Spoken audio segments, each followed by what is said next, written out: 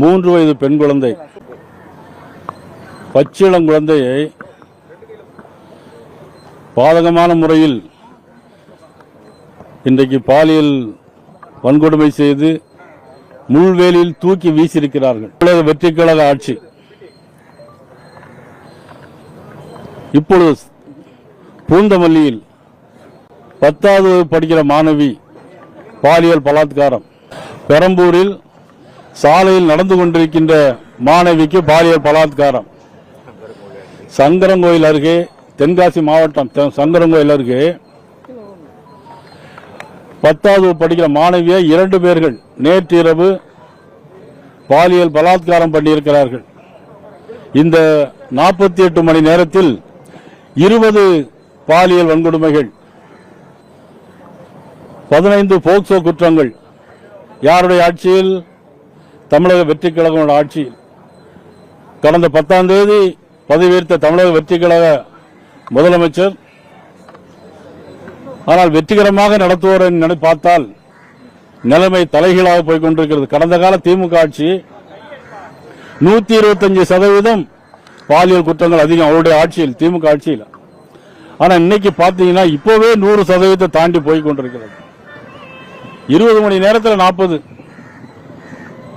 மொத்தம் 207 குற்றங்கள், 20க்கும் மேற்பட்ட படுகொலைகள். இன்னும் கஞ்சா சம்பவம், கஞ்சா எல்லா இடங்களிலும் இன்னைக்கு புழங்கி கொண்டிருக்கிறது. Synthetic drugs. திமுக ஆட்சிக்கும் இந்த தாவேக ஆட்சிக்கும் எந்த விதமான வித்தியாசம் இல்லை. 3 வயது குழந்தை பாவம். அடுத்த மாநிலத்தை சேர்ந்தவர்கள் கும்மிடிப்பூண்டி எம்எல்ஏ, தமிழக வெற்றி கழகத்தோட எம்எல்ஏ நேரே வந்து கை நாட்டு, அவங்க 2 கையிலையும் கை நாட்டு போட்டிருக்கிறார்கள். இதை விட கொடுமை என்ன இருக்க முடியும்? ஆனால் முதல்வர் திரு ஜோசப் விஜய் அவர்கள் சட்டமன்றத்தில் படிக்கும்போது ரொம்ப அழகா இருந்தது. இது சிறுபான்மையின் அரசு தான். ஆமாம், இது சிறுபான்மையின் அரசு தான். கோட்டு சூட்டுலாம் போட்டு படிக்கும்போது ரொம்ப நல்லா இருந்தது. ப்ரோ, தமிழக வெற்றி கழகத்துடைய முதலமைச்சர் ப்ரோ, இந்த 3 வயது குழந்தையை பாருங்கள் ப்ரோ. அங்கிள் அங்கிள் நரம்பு படைக்க பேசுறீங்களே ப்ரோ, திரு ஜோசப் விஜய் ப்ரோ, இந்த 3 வயது குழந்தைக்கு யார் பதில் சொல்லுவாங்க?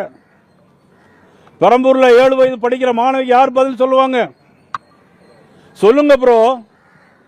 ஜோசப் விஜய் ப்ரோ எம்எல்ஏ வர்றார், மிரட்டுறார். யாருடைய ஆட்சியில்? எத்தனை நாள் உங்களுடைய ஆட்சி தாங்கும்? மக்களை பற்றி கவலைப்பட வேண்டாமா? மக்களை பற்றி உங்களுக்கு கவலை இருந்தால் சட்டம் ஒழுங்கு சரியாக செய்திருப்பார்களா இல்லையா?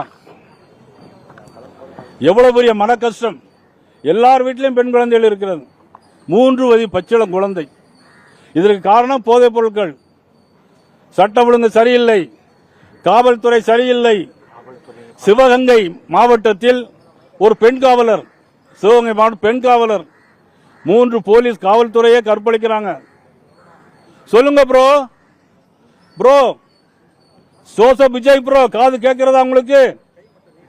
திருச்சி ஜோசப் நன்றி அறிவிப்பு சொன்னீங்களே, நன்றி அறிவிப்பு சொல்லும் போது நரம்பு புடைக்க பேசுறீங்க. ஒரு முதலமைச்சர் நன்றி அறிவிப்பு சொல்லும் போது என்ன சொல்ல வேண்டும்? இதற்கு யார் பதில் சொல்லுகிறார்கள்?